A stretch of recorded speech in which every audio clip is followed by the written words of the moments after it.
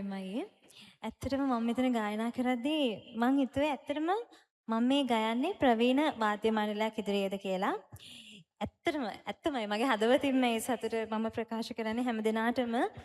ඇත්තටම බුද්ධියයේ ස්ථාරියක්ේ ඔයාලට ගොඩක් පිං. ඇත්තටම ස්තුතියි කියනට වඩා ගොඩක් පිං. මොකද මේ වගේ දරුදැරියන් රාශියකගේ නැන පාදනවා කියන්නේ ශිල්ප ඥානය දෙනවා කියන්නේ ඒක ලොකු පිනක්. අනික මේ වයඹ පුරවරේ ජයනාත් අයියා, නුවන්දිකා අක්කා, චන්දන සර් මේ හැම දෙනාම මේ වයඹ පුරවරේ ඉන්නේ. ඒක ඊටත් වඩා සතුටක්. මොකද මුළු ලංකාවෙම සංගීත ශාස්ත්‍රයේ, කලා ශාස්ත්‍රයේ වයඹ බබල වෙන පිරිස ගොඩක් වැඩි. ඉතින් ඒකටත් ගොඩක් සතුටුයි. ඒකට හේතු වෙන්නේ මෙන්න මේ වගේ ගුරුවරු. ඉතින් මම ඉල්ලනවා හැම දෙනාගෙම ලොකු අත්පල සන්නාදයක් දෙමු.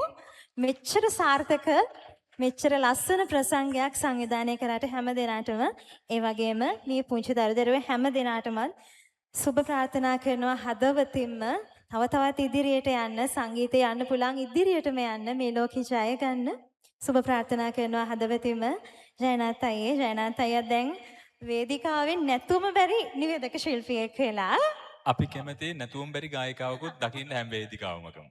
ස්තුතියි. බැංකුවකට ගිහින් ඉන්න ගායිකාවට අත්පොඩියක් දෙන්නකො හැමෝම. හරි. අන්න අර සමරුව ගෙදර පේන තැනක තියන්න යශෝදා ඔබට තිරින කරන්නේ ගෞරවයෙන් ගෞරවනීය අත්පොළ සන්නාදය